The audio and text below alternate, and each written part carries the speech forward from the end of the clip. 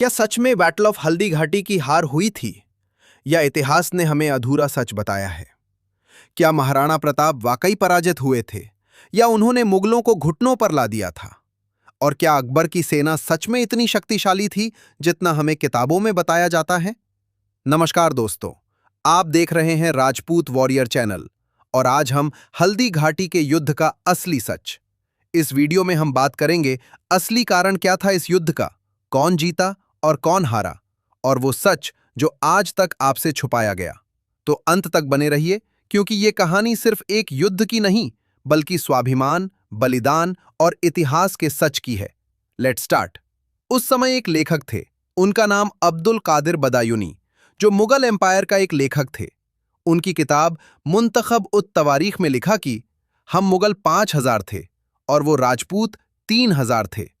उन्होंने इतना भयंकर हमला किया कि हम मुगल पन्नास नदी के पास 5 कोस तक भागे थे। इसका मतलब मुगलों को मेवाड़ की सेना से डर था। यदि मुगल हल्दी घाटी का युद्ध में जीते होते तो मानसिंह पीछा करता, पर मुगलों ने पीछा नहीं किया, बल्कि मुगलों की आदत थी पीछा करने की। अब्दुल कादिर कि जब मुगलों की सेना वापस गोगुंदा चली गई थी तो मुगल को डर था कि कुंवर प्रताप रात को भी हमला ना कर दे, बल्कि वो मुगल युद्ध जीते होते तो उन्हें कभी डर नहीं लगता। तीसरा कारण, हल्दी घाटी के युद्ध के बाद जब मानसिंह अकबर के पास गया तो अकबर ने आदेश दिया कि मानसिंह और बाकी सामंत के लिए दरबार के दरवाजे बंद कर दो।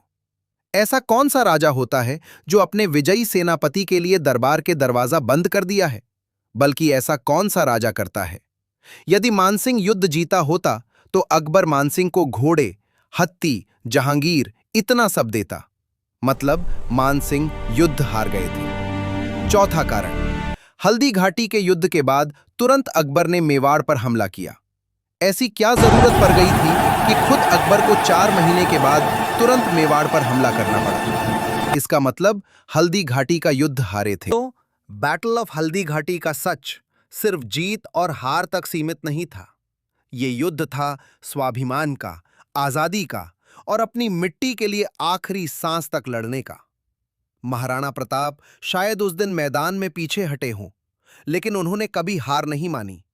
और यही कारण है कि आज भी उनका नाम इतिहास में नहीं, लोगों के दिलों में जिंदा है। इतिहास हमें सिर्फ तारीखें नहीं सिखाता, वो हमें सिखाता है झुकना नहीं, लड़ना है।